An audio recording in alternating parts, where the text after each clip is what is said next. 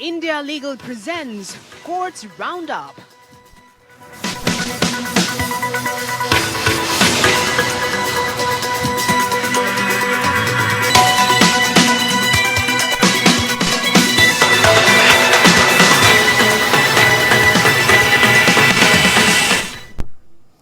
नमस्कार, आप देख रहे हैं हमारी खास पेशकश कोर्ट्स राउंडअप। मैं हूं आपके साथ अक्षय सिंह। इस बुलेटिन में अगले आधे घंटे हम आपको कोर्ट से जुड़ी तमाम छोटी बड़ी खबरों से रूबरू करवाएंगे। कोर्ट की कार्रवाई और सुप्रीम कोर्ट से लेकर हाई कोर्ट और लोअर कोर्ट्स तक के फैसलों को आपके सामने रखेंगे। लेकिन आगे बढ़ने से पहले एक नजर अभी तक की हेडलाइंस पर। इलाहाबाद हाईकोर्ट ने कहा, ज्ञानवापी मस्जिद में एएसआई सर्वे रहेगा जारी। अंजुमन इंतजामिया मस्जिद कमेटी की याचिका की रद्द। कहा, सर्वे से ढांचे को नुकसान नहीं होना चाहिए। अनुच्छेद 370 के हटाने को चुनौती देने वाली याचिकाओं पर सुनवाई करते हुए वादी के वकील कपिल सिब्बल ने कहा कि अनुच्छेद 370 को छेड़ा नहीं जा सकता। हर हाल में राज्य से परामर्श की है जरूरत।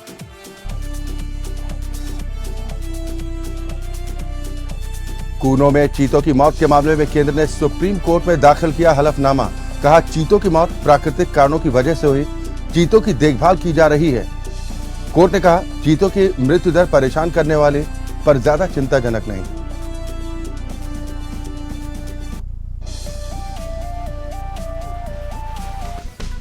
India Legal presents Courts Roundup.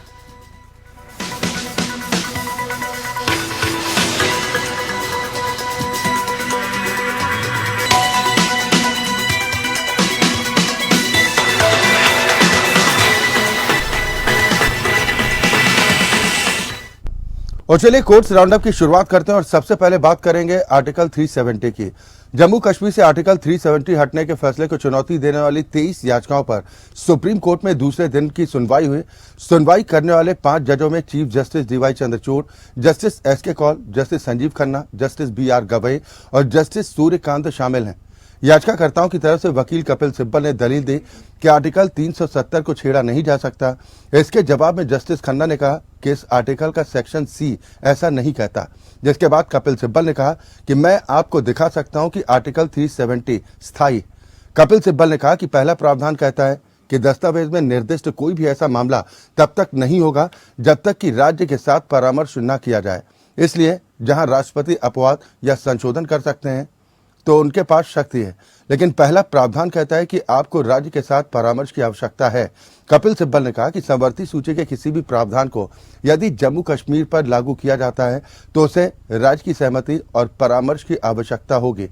इस मामले में मोहम्मद अकबर लोन की तरफ से दाखिल की गई याचिका में वरिष्ठ वकील कपिल सिब्बल ने दलील देते हुए कहा कि धारा 370 की एक सूक्ष्म व्याख्या है जिसके तहत भारत के संविधान के ठोस प्रावधान थे जिनको जम्मू कश्मीर पर लागू किया गया था, जैसे राज्य नीति के निदेशक सिद्धांत, मौलिक अधिकार। इसका सूचियों से कोई लेना देना नहीं। कपिल सिब्बल ने कहा कि सहमति में यह कहा गया था कि आप सीमाएं नहीं बदलेंगे।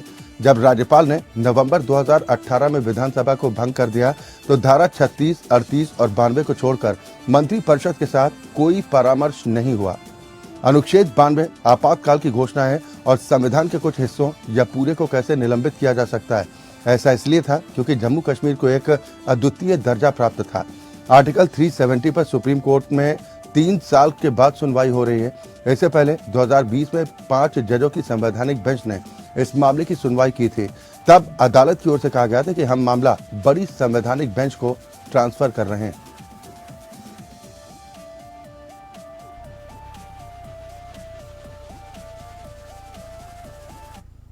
इलाहाबाद हाईकोर्ट ने ज्ञानवापी सर्वे मसले पर अपना फैसला सुना दिया है। हाईकोर्ट के चीफ जस्टिस प्रीतिंकर दिवाकर के सिंगल बेंच ने फैसला सुनाते हुए मुस्लिम पक्ष की याचिका को खारिज कर दिया है और एएसआई सर्वे को तत्काल प्रभाव से प्रभावी कर दिया। मुस्लिम पक्ष ने सर्वे से ढांचे को नुकसान होने की बात कही थी तो एएसआई की ओर से एक एफिडेविट दाखिल किया गया। कहा कि सर्वे से कोई नुकसान नहीं होगा, जिसके बाद इलाहाबाद हाईकोर्ट की तरफ से यह फैसला सुनाया गया।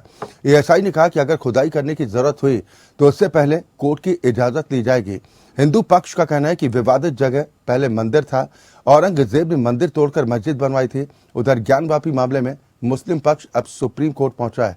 इलाहाबाद हाईकोर्ट के फैसले को मुस्लिम पक्ष ने सुप्रीम कोर्ट में चुनौती देते हुए मामले को सीजेआई DY चंद्रचूड़ की बेंच में मेंशन किया।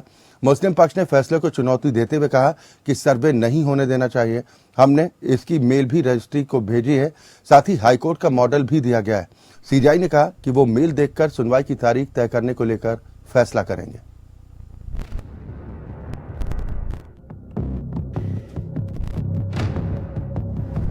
वाराणसी की ज्ञानवापी मस्जिद पर इलाहाबाद हाई कोर्ट ने बड़ा फैसला सुनाया। कोर्ट ने अंजुमन इंतजामिया मस्जिद कमेटी की याचिका को खारिज करते हुए ज्ञानवापी मस्जिद के ASI सर्वे को हरी झंडी दे दी है। दरअसल 21 जुलाई को वाराणसी जिला जज ने ज्ञानवापी के ASI सर्वे का आदेश दिया था। मुस्लिम पक्ष ने पहले सुप्रीम कोर्ट फिर हाई कोर्ट में ASI सर्वे के फैसले को चुनौती दी थी। अब हाई कोर्ट ने इस याचिका को खारिज कर दिया। इलाहाबाद हाई कोर्ट ने कहा, न्याय हित में ASI का सर्वे जरूरी है, कुछ शर्तों के तहत इसे लागू करने की आवश्यकता है।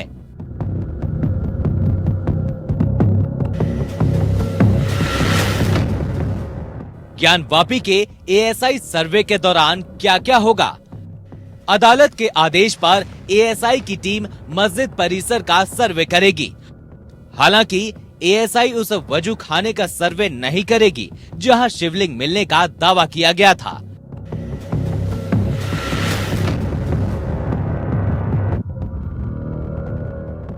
हिंदू पक्ष के वकील विष्णु जैन ने बताया कि इस सर्वे में ग्राउंड पेनिट्रेटिंग रडार और मॉडर्न टेक्नोलॉजी का इस्तेमाल होगा। हिंदू पक्ष का दावा है कि मस्जिद परिसर के अंदर जो बीच का गुंबद है उसके नीचे की जमीन से धप धप की आवाज आती है। ऐसा दावा है कि उसके नीचे मूर्ति हो सकती है जिसे कृत्रिम दीवार बनाकर ढक दिया गया है। हिंदू पक्ष के वकील का कहना है कि ASI की टीम पूरे मस्जिद परिसर का सर्वे करेगी। हालांकि सील्ड एरिया का सर्वे नहीं किया जाएगा। देखिए, आज इलाहाबाद हाईकोर्ट ने जो अंजुमन इंतजामिया की पिटीशन थी उसको खारिज कर दिया है और साथ ही साथ इलाहाबाद हाईकोर्ट ने ये कह दिया है कि आर्कियोलॉजिकल ऑफ इंडिया द्वारा सर्वेक्षण शुरू होना चाहिए और डिस्ट्रिक्ट कोर्ट का जो फैसला है वो तत्काल प्रभाव से प्रभावी हो चुका है। जिस तरह से तमाम बातें हो रही थी कि ऐसा ही क्षति पहुंचाएगा और ऐसा नहीं, कोर्ट ने उसको डिसबिलीव किया और हमारे पूरे आर्गुमेंट को कोर्ट ने मान लिया है। जो हमारा पूरा आर्गुमेंट था वो यही था कि बिना डैमेज किए सर्वे किया जाएगा। ASI ने भी एफिडेविट फाइल किया था तो कोर्ट ने कहा ASI के एफिडेविट को उसको डिसबिलीव करने का कोई मतलब नहीं बनता है और ASI ने जो एफिडेविट फाइल किया उसके टर्म्स में सर्वे हो। शुरू से आप लगे हुए कैसे देखते हैं इसके उसको फर्दर प्रोसीडिंग किस तरह से होगी? देखिए, मुझे लगता है सर्वे शुरू होना चाहिए और जो भी बात है सच या झूठ जो भी है वो कोर्ट के सामने आना चाहिए। पिछले दिनों जिला जज AK विश्वेश ने मस्जिद परिसर का वैज्ञानिक सर्वे कराने का आदेश दिया था। ASI को 4 अगस्त तक सर्वे की रिपोर्ट वाराणसी की जिला अदालत को सौंपनी थी। इसी आदेश के बाद ASI की टीम सोमवार को ज्ञानवापी का सर्वे करने पहुंची थी, लेकिन मुस्लिम पक्ष ने इस सर्वे पर रोक की मांग को लेकर सुप्रीम कोर्ट का दरवाजा खटखटाया। कोर्ट ने सर्वे पर 2 दिन के लिए रोक लगाते हुए मस्जिद कमेटी को हाई कोर्ट जाने को कहा था। इसके बाद मुस्लिम पक्ष ने हाई कोर्ट का रुख किया था। सुनवाई के बाद हाई कोर्ट ने मुस्लिम पक्ष की याचिका खारिज कर दी। ज्ञानवापी मस्जिद परिसर के एडवोकेट कमीशन के सर्वे के दौरान वजू खाने में शिवलिंग मिलने का दावा किया गया था। दरअसल सर्वे के दौरान वजू खाने से शिवलिंग जैसी आकृति दिखी थी। हिंदू पक्ष ने इसे शिवलिंग तो मुस्लिम पक्ष ने इसे फव्वारा बताया था। अभी जो ASI की टीम सर्वे करेगी वो इस वजू खाने और उसमें मिले कथित शिवलिंग का सर्वे नहीं करेगी, क्योंकि ये मामला अभी सुप्रीम कोर्ट में है। सुप्रीम कोर्ट के आदेश पर इस पूरे एरिया को सील कर दिया गया है। अगस्त 2021 में 5 महिलाओं ने वाराणसी के सिविल जज सीनियर डिवीजन के सामने एक वाद दायर किया था। इसमें उन्होंने ज्ञानवापी मस्जिद के बगल में बने श्रृंगार गौरी मंदिर में रोजाना पूजा और दर्शन करने की अनुमति देने की मांग की थी। Bureau report.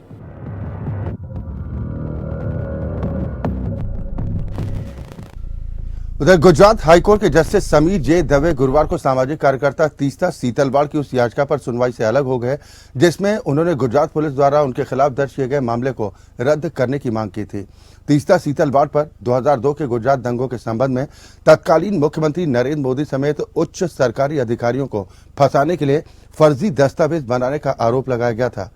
गुजरात के अहमदाबाद की एक सिटी सत्र अदालत की ओर से मामले के संबंध में उनके आरोप मुक्ति आवेदन को खारिज करने के फौरन बाद सीतलवाड़ ने हाईकोर्ट का रुख किया है। इससे पहले 19 जुलाई को शीर्ष अदालत ने मामले में उन्हें नियमित जमानत दे दी थी। Justice BR Gavai, justice AS Bopanna और जस्टिस दीपांकर दत्ता की पीठ ने गुजरात हाईकोर्ट के उस आदेश को रद्द कर दिया जिसमें ये राय देने के बाद कि हाईकोर्ट की टिप्पणियां विकृत और विरोधाभासी थीं, उससे नियमित जमानत देने से इनकार कर दिया गया था।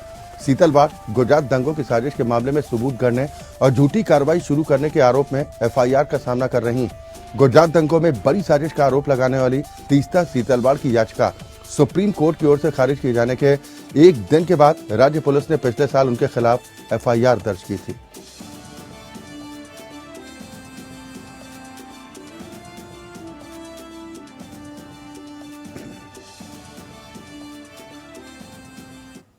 उधर कूनो में चीतों की मौत मामले में केंद्र ने सुप्रीम कोर्ट में हलफनामा दाखिल किया है। केंद्र सरकार की ओर से कहा गया कि चीतों की मौत प्राकृतिक कारणों से हुई।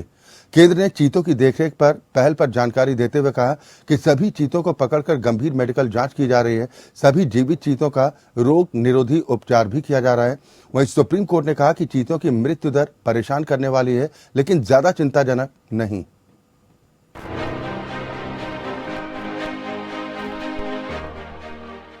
अफ्रीकी महाद्वीप से मध्य प्रदेश के कुनो राष्ट्रीय उद्यान में स्थानांतरित किए गए चीतों की हाल ही में हुई मौतों के मद्देनजर केंद्र ने सुप्रीम कोर्ट को सूचित किया है। भले ही चीतों की मौतें परेशान करने वाली है लेकिन वे अनावश्यक रूप से चिंताजनक नहीं है। मीडिया रिपोर्टों के अनुसार इस सप्ताह कुनो राष्ट्रीय उद्यान में एक और चीते की मौत हो गई है जिससे पिछले 5 महीनों में मरने वालों की संख्या 9 हो गई है। पर्यावरण, वन और जलवायु परिवर्तन मंत्रालय और राष्ट्रीय बाघ संरक्षण प्राधिकरण ने शीर्ष अदालत के समक्ष दायर अपने हालिया हलफनामे में कहा है कि इंट्रोड्यूस्ड पॉपुलेशन में चीतों की जीवित रहने की दर 10% तक कम हो सकती है। शीर्ष अदालत भारत के महत्वाकांक्षी चीता पुनरुत्पादन कार्यक्रम के संबंध में राष्ट्रीय बाघ संरक्षण प्राधिकरण को मार्गदर्शन और निर्देशन करने के लिए गठित एक विशेषज्ञ समिति द्वारा दायर एक आवेदन पर सुनवाई कर रही है। विशेषज्ञ समिति ने शीर्ष अदालत से NTCA को नवीनतम घटनाक्रमों से अवगत कराने और उनकी सलाह और प्रस्तुतियां स्वीकार करने का निर्देश देने का आग्रह किया है।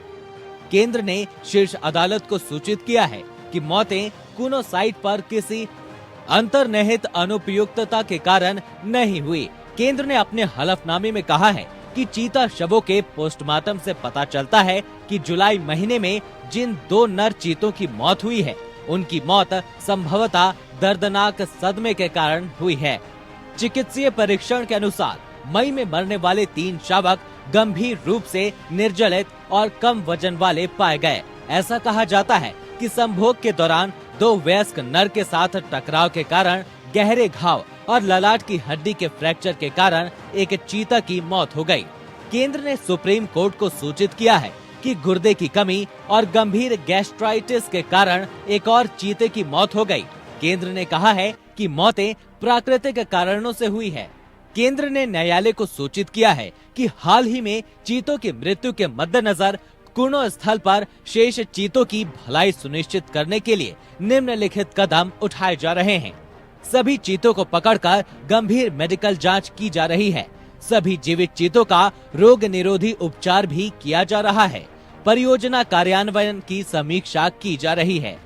चीता प्रबंधन में अंतर्राष्ट्रीय चीता विशेषज्ञों और पशु चिकित्सकों से परामर्श लिया जा रहा है। चीता प्रबंधन में पशु चिकित्सकों, अग्रिम पंक्ति के कर्मचारियों और अधिकारियों का आगे प्रशिक्षण और क्षमता निर्माण किया जा रहा है। केंद्र ने न्यायालय को ये भी सूचित किया है कि प्रोजेक्ट चीता के कार्यान्वयन की देखरेख और निगरानी के लिए विभिन्न क्षेत्रों के विशेषज्ञों की एक संचालन समिति का गठन किया गया है। केंद्र के अनुसार समिति वैज्ञानिक कार्य योजना का पालन करते हुए पशु चिकित्सा देखभाल, दिन प्रतिदिन प्रबंधन और चीतों की निगरानी के लिए अंतर्राष्ट्रीय चीता विशेषज्ञों के साथ सहयोग कर रही है। केंद्र का कहना है कि प्राथमिक लक्ष्य चीतों को सर्वोत्तम संभव पशु चिकित्सा सहायता और स्वास्थ्य देखभाल प्रदान करके उनके प्राकृतिक पारिस्थितिकी तंत्र में उनके अस्तित्व को सुनिश्चित करना है। कूनो साइट पर चीता परिचय योजना का कार्यान्वयन मध्य प्रदेश राज्य और केंद्र सरकार दोनों के समन्वित प्रयास से किया जा रहा है। Bureau report. महिला पहलवानों से यौन उत्पीड़न के आरोपों का सामना कर रहे बीजेपी सांसद ब्रजभूषण शरण सिंह के सामने अब एक नई मुसीबत खड़ी हो गई। दरअसल नेशनल ग्रीन ट्रिब्यूनल ने गोंडा में सांसद की ओर से अवैध रेत खनन, ओवरलोडेड ट्रकों को अवैध रूप से चलवाने के आरोपों की जांच के लिए संयुक्त कमेटी को आदेश दे दिया है।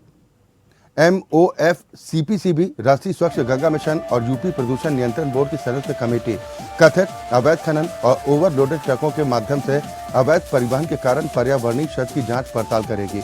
कमेटी को 7 नवंबर तक रिपोर्ट दाखिल करने को कहा गया। NGT ने निर्देश दिया कि कमेटी 1 सप्ताह के भीतर जहां अवैध खनन हो रहा है उस जगह का दौरा करेगी। समिति को साइट का दौरा करके आवेदक की शिकायतों पर गौर करने, तथ्यात्मक स्थिति की पुष्टि करने और परियोजना प्रस्तावक को सुनने के बाद उचित उपचारात्मक कार्रवाई करने के लिए कहा गया है। दरअसल NGT से शिकायत की गई थी कि गोंडा में अवैध रेत खनन, ओवरलोडेड ट्रकों के चलने से परिवहन, पर्यावरण, सड़क, पुल को नुकसान पहुंच रहा है। जिसके बाद NGT ने एक्शन में आना शुरू किया और उसके बाद NGT ने अवैध खनन 700 ट्रकों के परिवहन पर रोक लगा दी।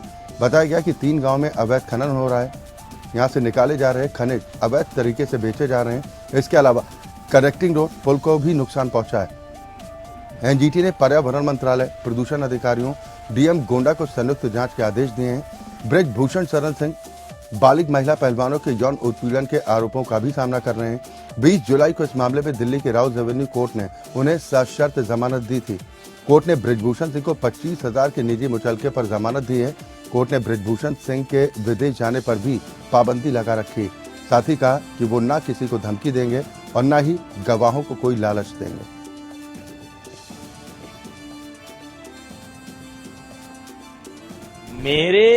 मैं या मेरे परिवार का इससे कोई लेना देना नहीं है। खनन में मैं संलिप्त नहीं हूं और ये खबर झूठी है। और झूठी तो इसलिए नहीं कह सकता कि NGT ने किया है ऑर्डर, लेकिन आदमी बोगस है, घटना बोगस है, ऐसी कोई घटना नहीं है। उधर इलाहाबाद हाईकोर्ट ने केंद्रीय माध्यमिक शिक्षा बोर्ड के साथ साथ उत्तर प्रदेश सरकार से स्कूल परिसर, राज्य भर में कॉलेज भवन में चल रहे कोचिंग संस्थानों के खतरे को नियंत्रित करने के लिए उठाए गए कदमों के बारे में 10 दिनों के भीतर जवाब दाखिल करने को कहा है। जस्टिस महेश चंद्र त्रिपाठी और जस्टिस प्रशांत कुमार की पीठ ने ये जांच मनीष कुमार मिश्रा की ओर से दायर एक रिट याचिका से निपटते हुए की, जिसमें उत्तरदाताओं को यूपी कोचिंग विनियमन अधिनियम 2002 और CBSE परिपत्र का कड़ाई से अनुपालन सुनिश्चित करने का निर्देश देने की मांग की गई थी। मिश्रा ने यह कहते हुए उच्च न्यायालय का रुख किया था कि वो जानकी ट्रस्ट नामक एक ट्रस्ट के सदस्य हैं जो CBSE से संबंध एक स्कूल चला रहे हैं। उनकी शिकायत थी कि उनके संस्थान के आसपास CBSE से संबंध कई संस्थान हैं और स्कूल कॉलेज भवनों के परिसर में कोचिंग संस्थान धड़ल्ले से चल रहे हैं, जो CBSE के साथ साथ यूपी कोचिंग विनियमन अधिनियम 2002 की नीति के बिल्कुल विपरीत हैं। उनके वकील ने अदालत के समक्ष प्रस्तुत किया कि उन्होंने संबंध में संबंधित अधिकारियों को कई अभ्यावेदन दिए, हालांकि कोई कार्रवाई नहीं की गई। मामले के तथ्यों और परिस्थितियों को ध्यान में रखते हुए न्यायालय ने निर्देश दिया कि संबंधित राज्य विभाग के सचिव के साथ साथ CBSE नई दिल्ली के सचिव द्वारा इस तरह के नियंत्रण के लिए राज्य भर में उठाए जा रहे कदमों से अवगत कराते हुए एक प्रतिवाद दायर किया जाए। कोर्ट इस मामले की अगली सुनवाई अब 14 अगस्त को करेगा। आपको बता दें कि CBSE के 2019 परिपत्र के साथ साथ राज्य के 2002 अधिनियम स्कूल कॉलेज भवनों के परिसर के भीतर कोचिंग संस्थानों को चलाने पर रोक लगाते हैं। CBSE ने संबद्ध स्कूलों को अपने परिसरों से व्यावसायिक गतिविधि चलाने के खिलाफ विशेष रूप से चेतावनी दी है। CBSE की ओर से प्रवेश और प्रतिस्पर्धी परीक्षाओं के लिए छात्रों को तैयार करने के लिए स्कूल के समय के दौरान अपने परिसर में समानांतर कोचिंग सेंटर चलाने वाले कई स्कूलों के बारे में शिकायतें मिलने के बाद CBSE द्वारा सर्कुलर जारी किया गया था।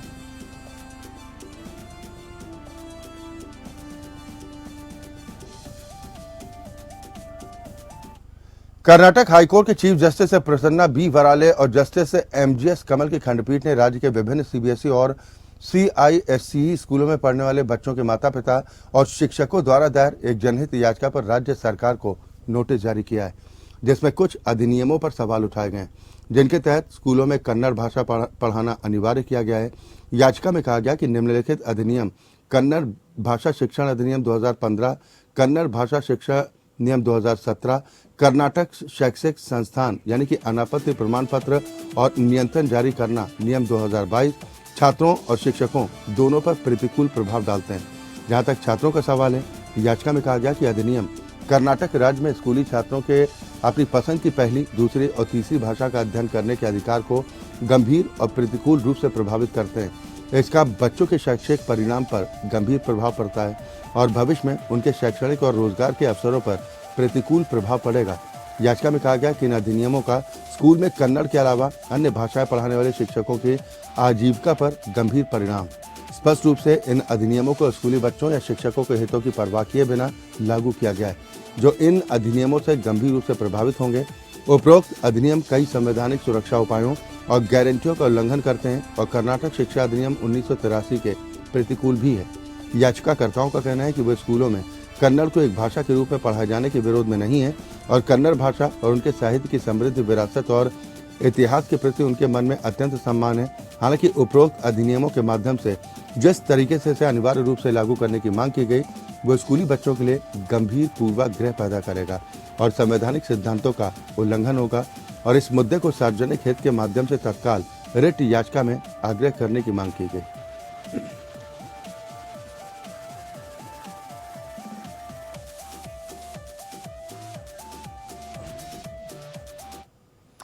सबूतों की किसी भी केस की सुनवाई में खासी अहमियत होती है। आज इंडिया लीगल के वेब रिपोर्टर आपको बताएंगे कि प्राइमरी और सेकेंडरी सबूत आखिर होते क्या हैं।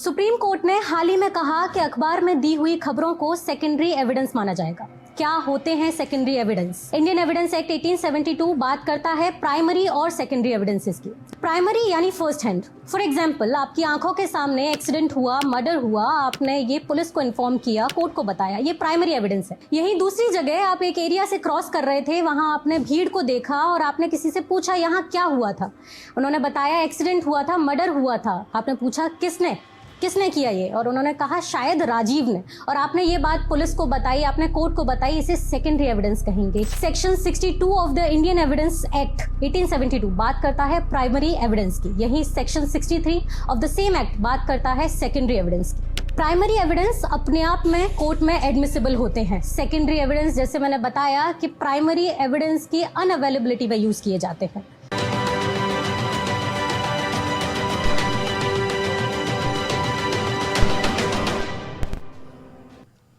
और इसी के साथ हमारी खास पेशकश में अभी के लिए बस इतना ही, लेकिन एपीएन न्यूज में खबरों का सिलसिला लगातार जारी।